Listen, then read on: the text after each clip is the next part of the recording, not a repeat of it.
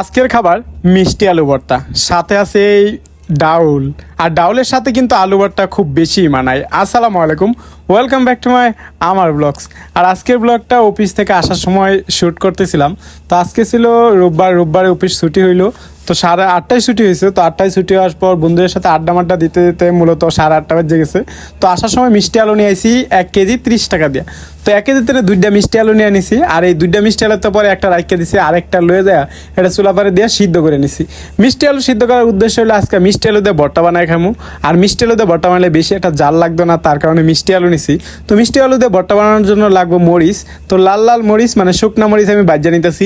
শুকনা মরিচ বাজার পরে মনে হইলো এই শুকনা মরিচ আলাদাভাবে বাজ্যা, তারপর আবার ডাইলের বাগার দেওয়া আমার অসম্ভব। তার চেয়ে একসাথেই বাজ্যা লাই। তো একসাথে আমি ডাউলের বাগার আর শুকনা মরিচ বাজ্যা নিলাম।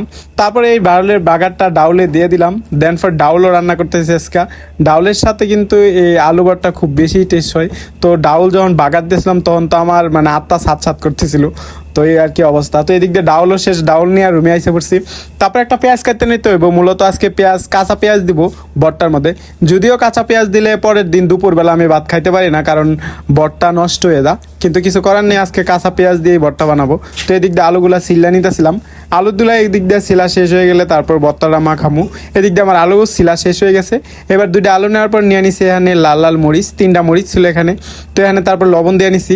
তো লবণ দিয়ে এই মরিচগুলো ভালো করে চটকে নিয়ে দেখলাম যে মরিচ একটু কম হয়ে গেছে। তারপর পেঁয়াজ দিয়ে দিলাম। পেঁয়াজের পর আর একটু কাঁচা মরিচ রুমে ছিল, তো ওইগুলো একটু কাটটা তারপর দিয়ে দিছি একটু জাল হওয়ার জন্য। তারপরে এই আলুগুলোকে ভালোভাবে হাত দিয়ে মাখিয়ে নিছি। দেন আলুগুলো একটু ভালো করে মাখিয়ে নিয়েছিলাম। আর মিষ্টি আলু যেহেতু, তার জন্য হাতে আটা লাগতেছিল। আর আলু ভর্তা মাখানোর পর দেখতে কিন্তু মাশাআল্লাহ অনেক সুন্দরই হইতেছিল।